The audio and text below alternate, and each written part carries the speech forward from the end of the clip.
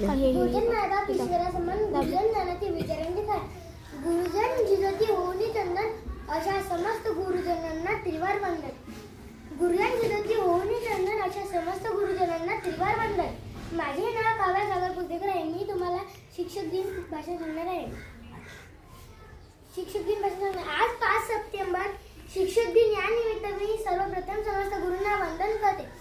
आपल्या भारतीय संस्कृतीत गुरूंना ईश्वराचे स्थान दिले आहे. कारण गुरु शिक्षक आपल्या जीवनात ज्ञानाचा अनमोल प्रकाश घेऊन येतात.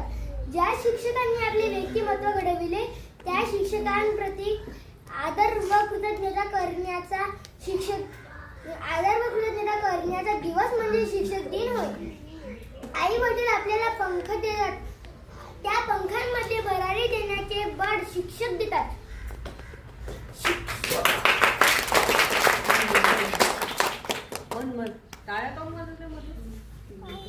शिक्षक देतात. शिक्षक आपल्याला अज्ञानाच्या अंधारातून ज्ञानाच्या प्रकाशाकडे घेऊन जातात.